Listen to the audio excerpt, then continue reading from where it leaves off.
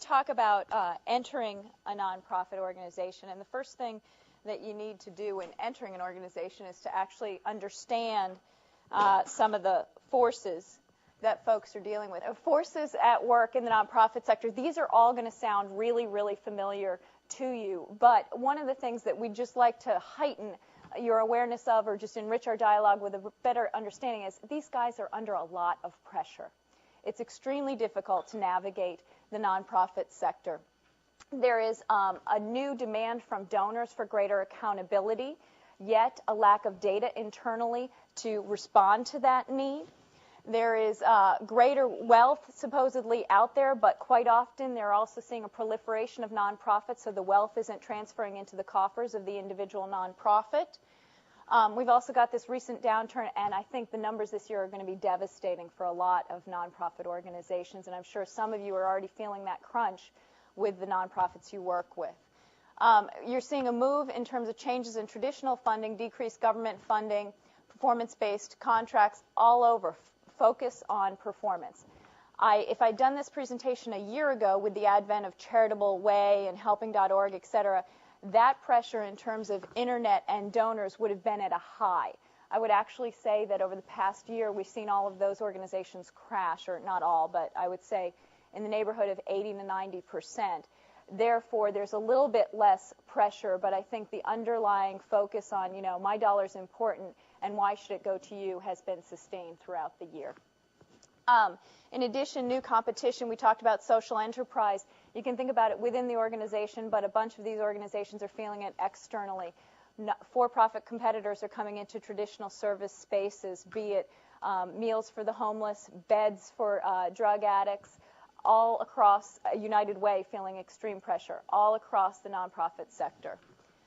So basically, folks are having a tough time getting and retaining talent, although I'd say that has shifted in the last 6 months. If my calendar being booked with folks wanting to talk about the nonprofit sector is representative of that, I think we're seeing an inflow. But really dependence on funders with increased performance pressure, limited access to capital markets, and lack of systems to make a lot of this stuff happen. When we talk to nonprofit managers about what they're feeling pressure about, despite the criticism that they don't care about measuring performance, this first one tends to be fairly high on the top of the list. How do I measure the impact of my work? Even if it's only within the organization, how do I know that X program is serving kids better than Y program? How do I think about that? And once again, problems having the data for that. The impact of venture philanthropy, replication of programs. How do we use the internet to build this donor base? Is it the panacea, or is it something that's just not worth my time? How do I get talent, and how do I keep that talent? Should we merge with other nonprofits? How do I structure my relationship with the foundation? How do we compete with for-profits? And the board question is paramount in many nonprofits. So these are some of the issues that are articulated to us. When you're entering a nonprofit organization, quite often they will start with one of these questions, but you really need to get back to basics in terms of mission creep, right? Quite often, somebody will identify, well, I'm having a trouble with my board. What really is happening is the board doesn't understand your strategy and thinks it's off base, and therefore you've got to go back to mission and strategy. I can count on one hand the number of engagements I've done where we don't have to get back to basics and say, okay, what's the mission? Does everybody agree with it? Is the strategy in place? So even if it's an intervention about my costs are off, if you go back and ask, why 7 times as you would at Toyota, it quite often happens to go right back to mission and strategy. Key differences between nonprofits and for-profits. They're quite clear. We know them, but when you come down to really dealing with them on a day-to-day basis, it's hard. To solve a social problem, this is what leads to mission creep. Any program that you do for kids is going to be helpful. It gets kids involved, it gets them pumped up.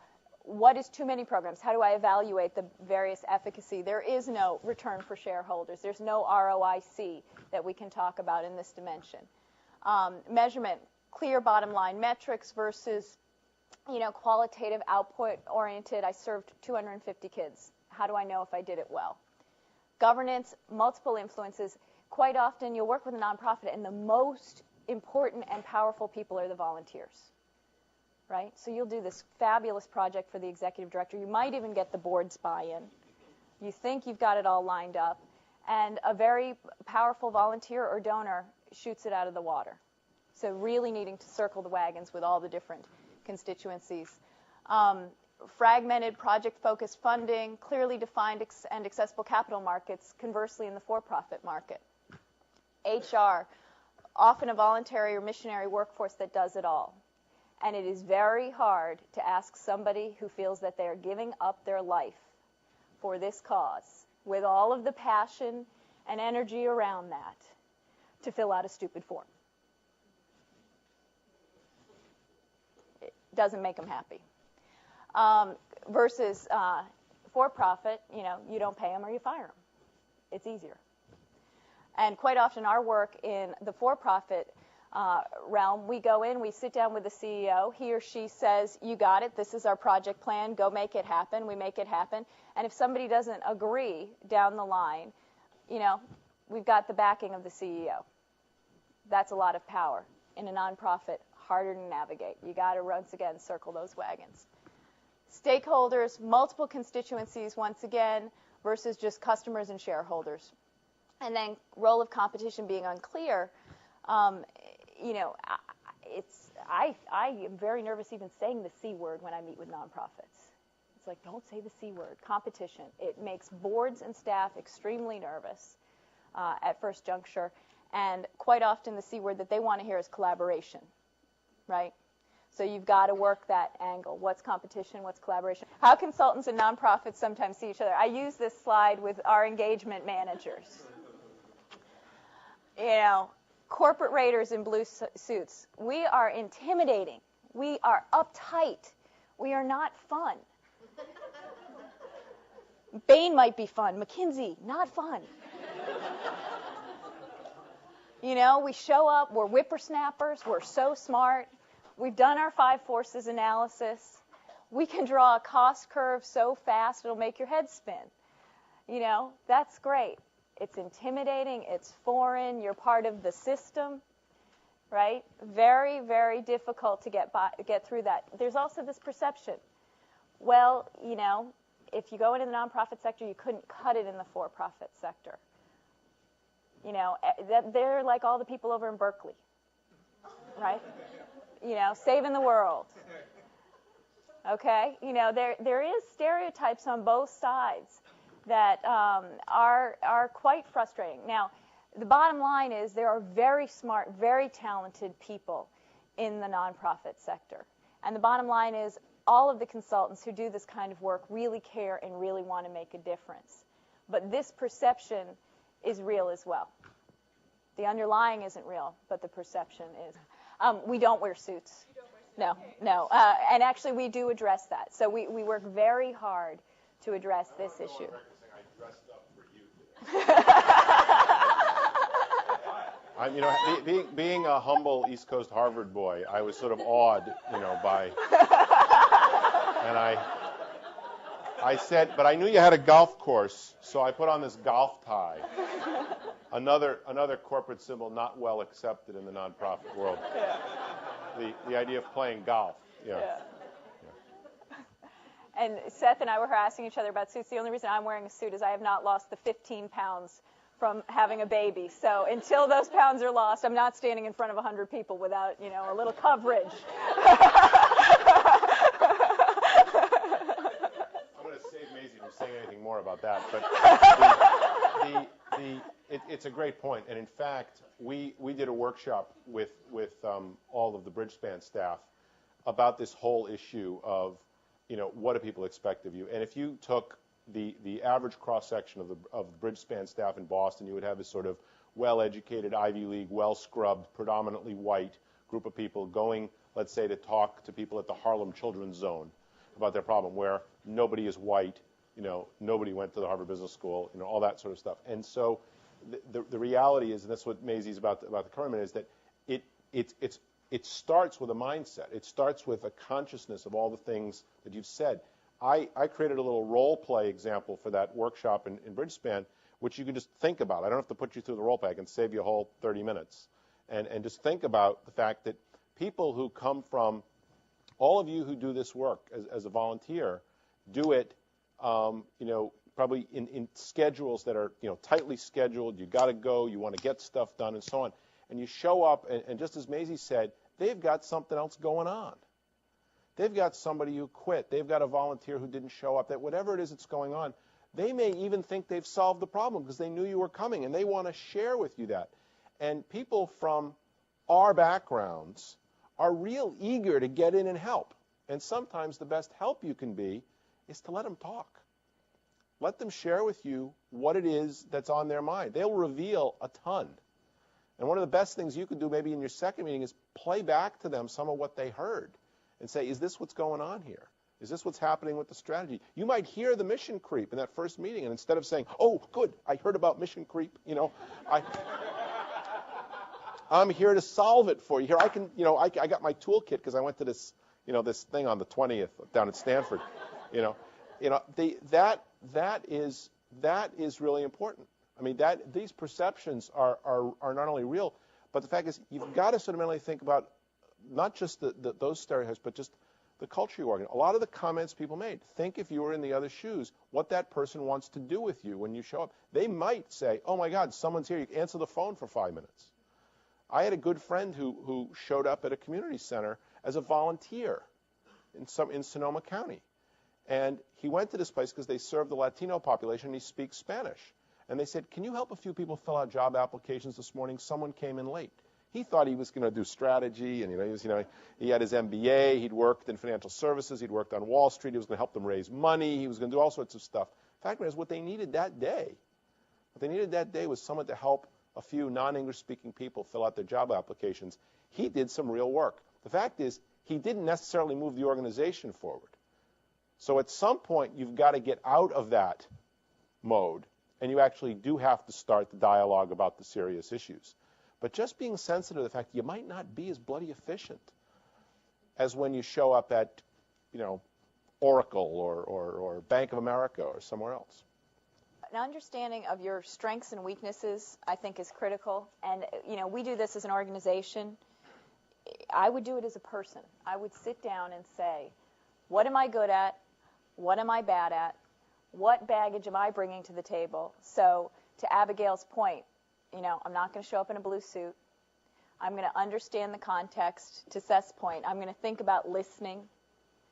I'm going to think about maybe doing some work as a volunteer to understand it. I think getting in the trenches is a terrific way of building trust early on. I think as an organization for McKinsey, right, then this is the lens I take, we have more of an understanding of the client culture because we are a for-profit, data-driven, rigorous, up or out, uptight corporate culture. This is taped, and I said uptight. That's bad. So I think, there's more of an understanding of the context for an individual client. There's more of an understanding of how things run. And sector-specific knowledge, generally we've done our research. We know the different sectors. Now we've done our research for nonprofits, so we actually are pretty equal on that. And then insufficient implementation support or follow-up. This is actually a fascinating point for me. If you think about a nonprofit engagement for us, if you draw a brontosaurus, that's how I think about it. There's a ton of work we need to put into negotiation up front. Problem definition and scoping is absolutely critical. And then we put a lot of work and time and energy into the actual engagement. And then the tail of the brontosaurus, we need to think really critically about how we follow up. Is it a board seat? Is it monthly meetings? Is it an ongoing project? And that is much more critical, I found, in the for-profit, in the nonprofit, rather, arena. Final way we think about entering nonprofit organizations, we've covered a lot of this, which is terrific. But when we are doing the pre-study work, the conversations, sometimes these conversations can be, 4 conversations, really hammering out what's going on with the organization, a day in the trenches, getting a sense of the organization. asking why something's not working, interviewing board members, interviewing volunteers.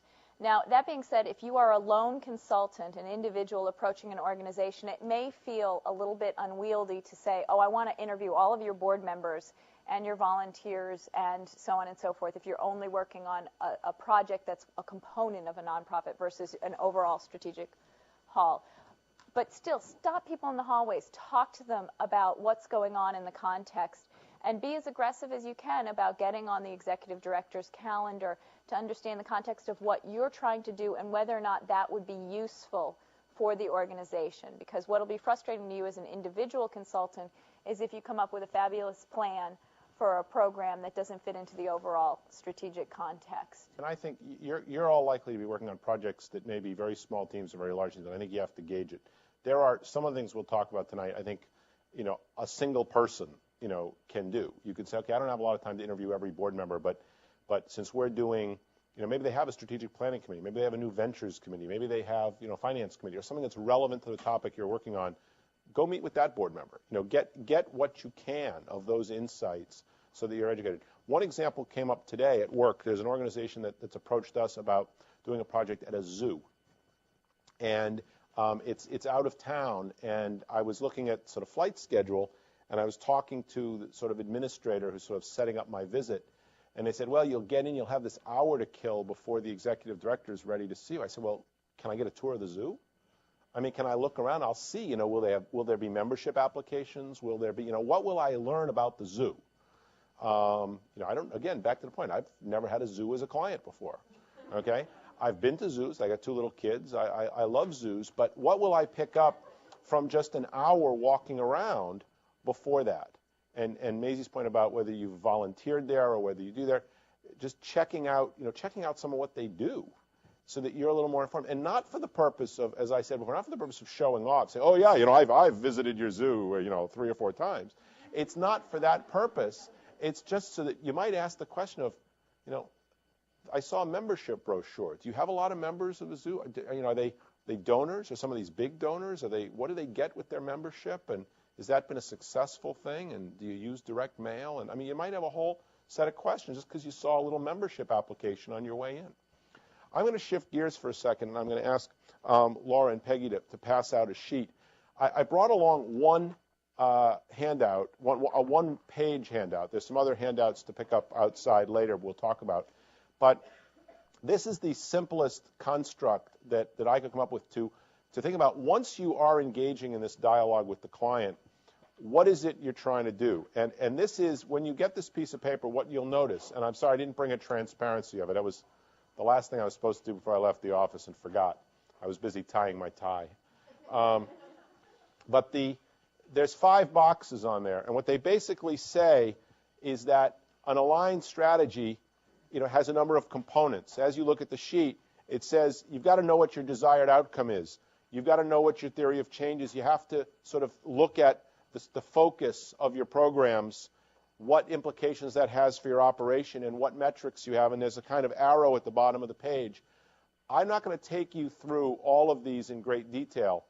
This is a useful checklist approach that we've used with clients to just sort of say, look, you might have come to us, you might have a very clearly defined mission, you may have very clearly articulated what outcome you're looking for, but you want to talk about a particular program.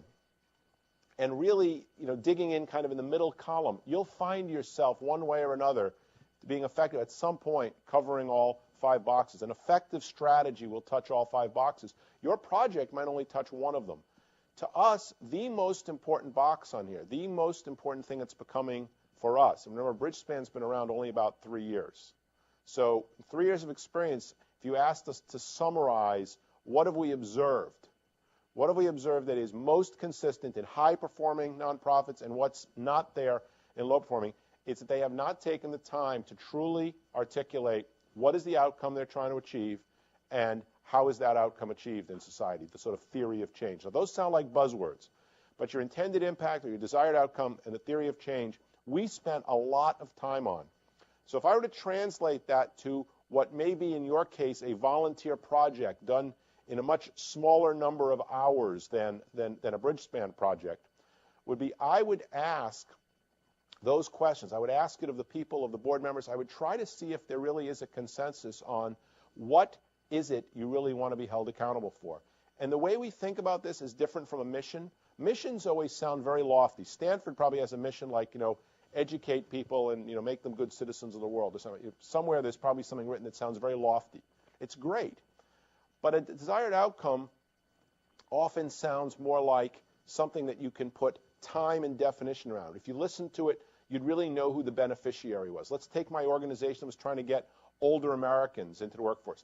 Their desired outcome was that the next generation of older Americans choose, to a much greater extent than this generation, choose public service of some sort, public or social service of some sort, as part of their retirement or part of their later stage of life. That the outcome they wanted was that by the time a generation has gone by, it would be far more commonplace. It would be expected when you're retired that someone would say, where are you going to travel to? Someone might say, where are you going to volunteer? Or where are you going to serve? Or where are you going to work part-time to do something good for society? So they're picturing literally a generational shift when they think of their outcome. There could be an outcome that says, I'm a nonprofit that's trying to get technology to schools in San Mateo County. Our desired outcome is that every child in every school in San Mateo County has a computer on his desk by the year 2010. I mean, I'm not sure whether that's a sensible outcome or not, but someone could have it. You want something quite tangible where you can picture the future state. And we sometimes ask tough questions like, in order to say what the impact is you're looking to have, what impact? What would exist in the future? What would exist that would put you out of business? There are a lot of technology nonprofits we've worked with who are trying to provide technology services to nonprofits. And I heard someone say at one of them something like, well, we'd be out of business if nonprofits had equal access to technology as for-profits. Okay, say a little more. Which nonprofits? And we finally worked with them. It's hard work to get them pinned down. They were really talking about a certain size nonprofit. They were saying, small to medium-sized nonprofits serving underprivileged communities had equal access to technologies. Okay, and how would that manifest itself? And just trying to get it. People don't always clarify that. And then the next box in here, which is theory of change, was how does that occur? My best example of theory of change is lots of organizations work in education reform, school reform of some sort. And you can get 20 different theories of how to improve public schools in America.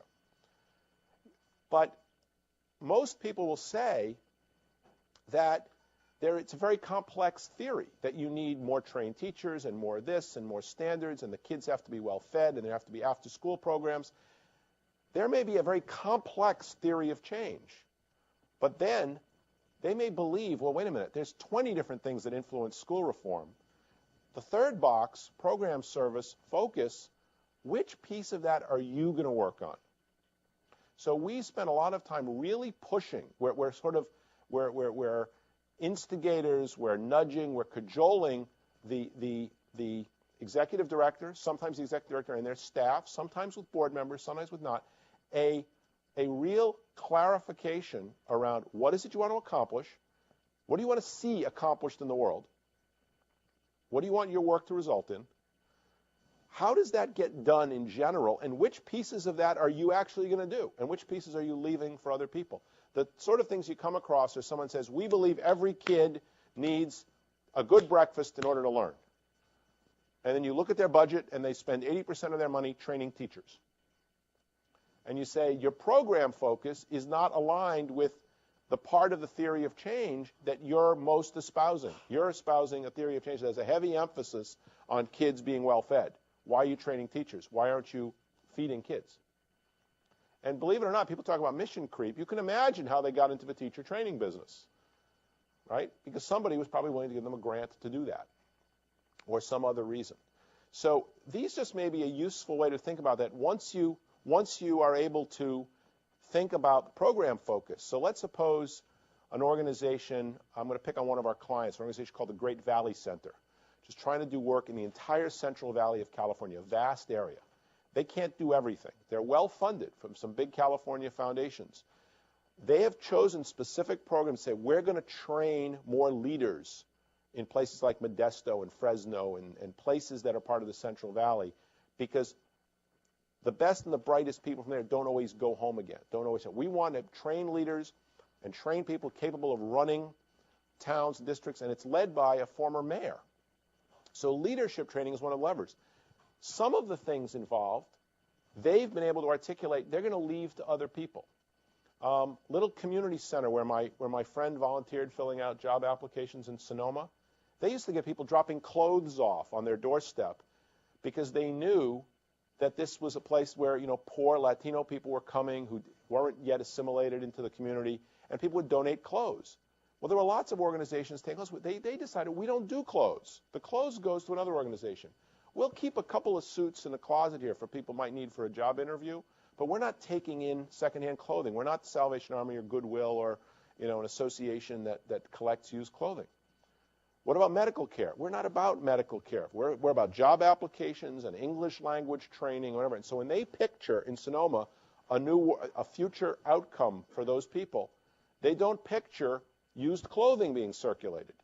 They picture a situation where people of Latino descent, people moving to Sonoma County, particularly actually the city of Sonoma, can have a sort of fair chance or better chance to get work and learn the language, period. Keep at that level.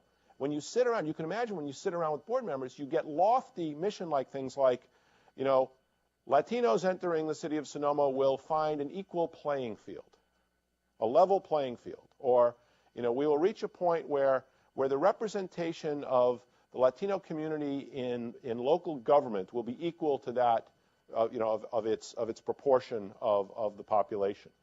Well, those are probably pretty cool goals. They're pretty lofty. But this particular community center isn't doing that. It's not running elections for Latino candidates. It's trying to get new folks jobs. So it's real easy for the creep to occur. This way of thinking about it is the best starting point and simplest starting point we've come across. Then once you know what you're doing, so we're not doing clothing, we're doing this, you can actually look at what is it required to do the stuff. What are the operational requirements? What do we need to do the stuff we've said we're going to do, and how are we going to measure it? And then it ultimately loops back. Because if you measure it and you're failing, let's take my little center in Sonoma. Suppose nobody's getting a job and everyone's dropping out of the English language class after things. Well, they better go all the way back and relook at their theory of change and their intent. And say, what are we doing wrong? What's happening here? What's ineffective? Are we providing the right service? So there's always a feedback loop. It's not just a static process from left to right. I don't know if that will be helpful to you in your work, but it's one.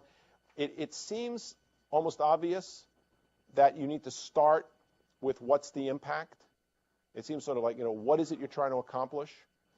But it is amazing how fuzzy that can be. One of them that people often ask is about the scarcity of data. I'm going to let Maisie comment on that a little bit because obviously there isn't the same sort of data in the nonprofit sector. And then at Bridgespan, we've tried to take some of what I'll call the traditional Bain & Company consulting tools, and a couple of people commented on things like, how do you compare 12 different things, and give you at least a couple of tips as to how you might use data in a way similar to a for-profit. Quickly, why is data scarce in the nonprofit sector? If you've worked with the nonprofit sector, you know the data is scarce. Different reasons for it are on the left-hand side of the page up here. Sometimes lack of time or interest, inadequate external pressure, weak systems. Systems is a really rampant problem in the sector. Turnover. And then there are incentives to hide data. There are incentives to hide costs because of the ratios that we spoke of earlier. So people will put salaries that actually are administrative or just for internal capacity building and allocate them to programs. So it's very difficult to get a real view of the organization in terms of costs and impact. What do you do as a consultant? One, you access whatever data you can, and everybody's Form 990 IRS form is on an organization's website called GuideStar. There is some public comparisons in magazines like Worth for comparables, and other organizations are starting to take this on. You leverage simple, straightforward quantitative analysis. If you do a fixed variable cost analysis for a nonprofit, that packs a lot of power. They generally don't think about those issues. One of the most credible pieces of analysis, and really Seth's going to go deep on this, is just a time analysis. Sit down with an ED. Where do you spend your time? And then go back to Seth's point earlier around what's your theory of change. Does your theory of change match where you spend your time? Very powerful. And it just helps people step back. And then use quantitative analysis, interviews with board members, being able to give that objective perspective of, I interviewed 7 board members. Here are some themes and disguised quotes. This is what people are saying and thinking. I'm going to put up briefly a qualitative analysis that I've used successfully with the United Way. And it's a moon chart. And basically, you can disguise moons, which are quantitative, 25%, 50%, 75%, but they're moons, so they're less threatening. And what this does is it addresses the issue of mission creep. It's a qualitative tool to address mission creep. When a particular organization, the United Way, had 35 programs I looked at, compares different programs against these dimensions, they're able to say, okay, these criteria are the most important, and X programs do not fit.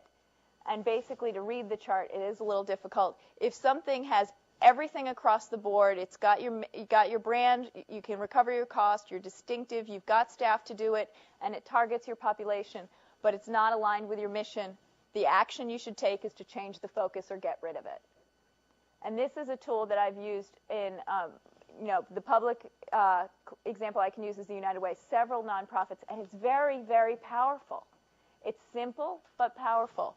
If you've got everything across the board but you don't have distinctive competence, partner. Very simple. And what happens is quite often when you get into discussing an individual program, folks will say, but it's really great and it really helps the kids and so on and so forth. And you'll hear what often can be a rationalization. So this brings it down to brass tacks, and I would recommend using it with multiple constituents to basically get out different perspectives. And we've used it with volunteers and boards and staff as well. Just to show how consulting practice has merged among firms. I mean, we have a chart somewhere that is very, very similar that we used with a client that was involved in 6 or 7 specific programs, and along the top were just the things they had said were most important. Similar analogies to things like, they didn't have a brand one, for example, but they had some other ones that were important to them, and basically just forcing them in some qualitative way to force rank them, or getting enough people that you kind of put up a straw man for them. You sort of say, hey, we've interviewed 10 people, and here's what it appears the consensus. And people will argue and dicker over it a little bit, but it just gives them something to start to question whether a program is aligned with the strategy, whether something should be changed or eliminated. I'm going to give a couple of relatively quick examples. Maisie made reference to break-even analysis, fixed variable cost type analysis. These are things that are second nature to most business people. But one of the best, if someone presents you with a question in any way, shape, or form that they don't really know kind of how they're doing in a certain program, they sort of, I think you had up there something you called, revenue, sort of matching revenue and cost. There are lots of reasons to obfuscate data. Lots and lots of reasons to do it. There's an article outside I encourage you to read. It's also on our website called Costs Are Cool. The title came from a young analyst on our staff who said, when you start digging into the costs of an organization, business or nonprofit, all these nifty observations, all these insights bubble up.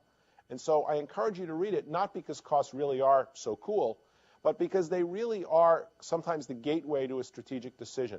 The example that is in there is a very common matrix that we certainly did not invent. Is a very simple matrix that some of you have seen before, where if this is mission on one side and this is financial on the other side, and this is low and high and low and high, it wouldn't be a good consulting presentation without a matrix. Basically, a lot of organizations in one form or another can help you think about whether a particular program or activity they're involved in is one of the most critical, one of the highest, or one of the lowest in terms of its fit with mission or its mission importance. On the financial side, if you can do an exercise, even rudimentarily, even by getting people to estimate their time or anything else, that starts to say where are the costs really being spent against a program, you can start to add this dimension. And it doesn't have to be meticulous to 2% accuracy. But what happens is, if you look at an organization with 4 programs, they may have told you going in, we do this thing out here because it generates a lot of money. It helps us fund what we really want to do over here. And we got this other thing here, which it actually generates a little bit of income because we're able to charge it. It's a work training program. We're able to charge corporations for their people, being trained, for the workplace. And we've got, one other program. We don't really, quite know where it is. But if you do the analysis, you find out, it's here. They might start out letting you believe that this one is funding this one. I had one client that, remember also, nonprofits analytically don't be fooled by the term income. Earned income is not income. Earned income is revenue. So when people refer to earned income, they say, well, this generates $1 million for us every year. We run these programs. We have income from the community or from wherever it is, $1 million over here. Or we run a membership program. We're the zoo. I mentioned it before. We get $1 million from our membership program. How much do you spend running the membership program? Don't know, right? Or, we only have 1 staff on it. Really? And when you just figure out how much time do different people spend on membership, or how much time do different people spend, we have one client, quite seriously, it's in the article. It's disguised in the article even more nicely than this. They had $1 million item. Their only earned income source was $1 million of revenue, and they were spending $960,000 a year to run it. They talked about it like $1 million, and it was really $40,000. Huge, huge difference. And all you're really doing is just taking kind of the business person's mind and saying, okay, of the costs of your $2 million budget or your $200,000 budget or whatever size organization it is, where's that money going against different programs? And of course, even identifying what are the programs, you may have some blurring, right? You may not, they may talk about 2 programs. Well, wait a minute. You're doing workshops for people for welfare to work. But the same workshops some people attend from corporations that you charge. Are those 2 different programs you want to assess, or 1 program? You trying to assess the economics of the workshop, or you'll have to think through where you want to break it down. But it may be that the corporate-funded workshops really are out here, and the welfare to work workshops are down here. They're not generating the financial, or they're up here. They're not generating the financial. They're what you really want to be doing. So it's an interesting construct. It's in that regard. It's one way to think, one thing to think about. The other thing we talked about, Maisie made reference to break even, and I started to talk about it and I changed my mind. Most people know the typical way, to think about a break even is that you have some fixed costs and then you've got something on top of it that's variable with each unit of it you do. Take my job training example. You've got a classroom, the electricity, you've got a teacher, and that's fixed.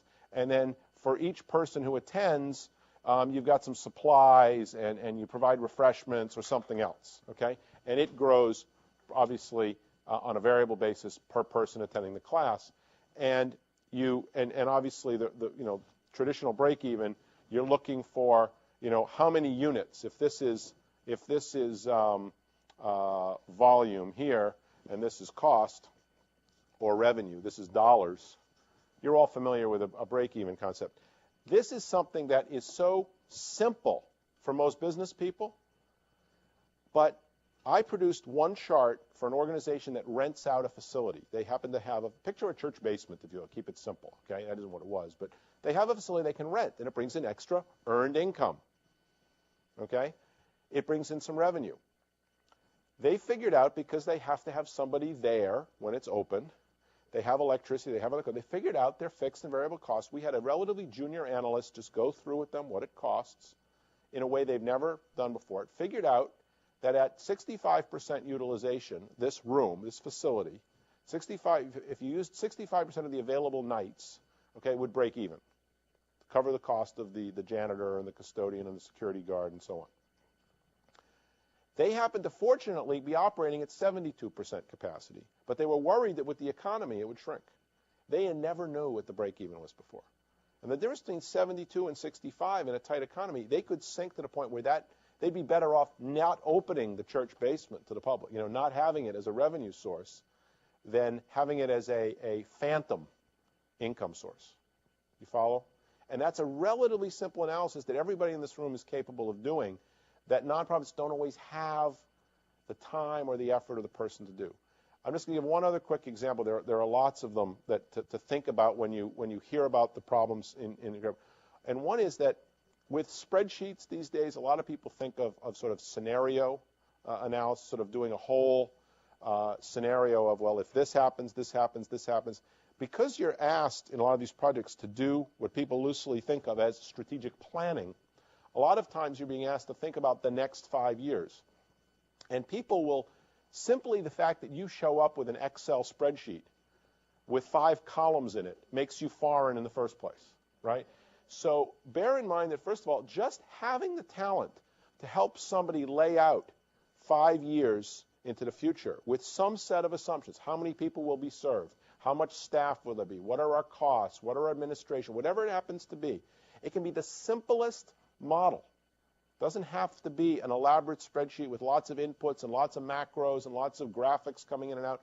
I handed one client literally a pro forma P&L with 8 line items in 5 years, and I'd worked with him for 6 months.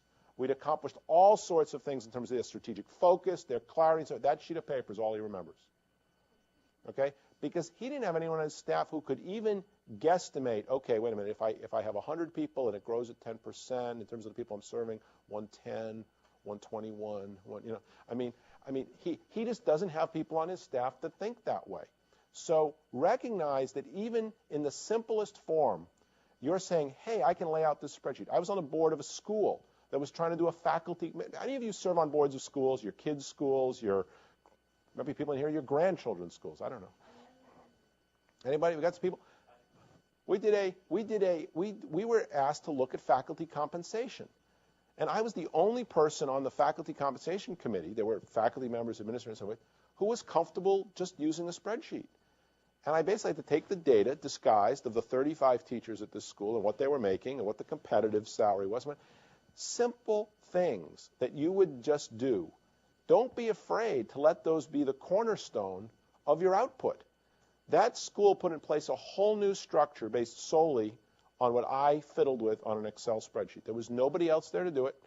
Clearly, they had to, you get a picture. People voted and kibitzed and did everything they had to do to kick it around, and they made it worse, of course, each time. But it was a very simple tool. It was 35 teachers just being shown under different scenarios of what if we were able to increase salaries this much, what if other schools increased this much, just showing it side by side. And I think that ability to think of a scenario in the future and vary one variable, take that example, what if the other schools in our community raise salaries 8%? Will we have caught up to them? What if they raised them 10%? Will we have caught up? The simple tools that a spreadsheet allows you to do are incredibly powerful in this sector. They are assumed in the for-profit sector. They are like gold dust in many cases in the nonprofit sector. To close, when we think about the actual work of leaving the nonprofit, really thinking through the most appropriate way to remain involved. One piece during the actual engagement that we didn't mention is this is a tremendous opportunity for coaching. Them for you and you for them. And actually thinking about it that way is one of the hardest things, actually. I can get the consultants to drop the blue suits, but dropping there, I'm here to tell you what to do or to show you the path, and engaging in more of a coaching dynamic is one of the more difficult aspects. And then, actually having an implementation plan, clear measures and metrics, and some of the material we have has examples of that. And then being sensitive in terms of communicate. You can't over-communicate in the nonprofit sector is my fundamental philosophy. And then this piece, really determining how you're going to remain involved. Being on the board is a tremendously powerful way to stay involved with a nonprofit after you've done some work. Monthly cups of coffee, particularly if you enjoy, hanging out with the individual, is also very, very powerful. And then having the metrics, which Seth talked about earlier, where, quite often I'll go have that cup of coffee with a client and I'll bring the 3 horizons we spoke about earlier, or the 1 page of these are the metrics, how are you doing? Not in a confrontational, have you done my stuff way, but in a, just to revisit, this is the stuff we worked on,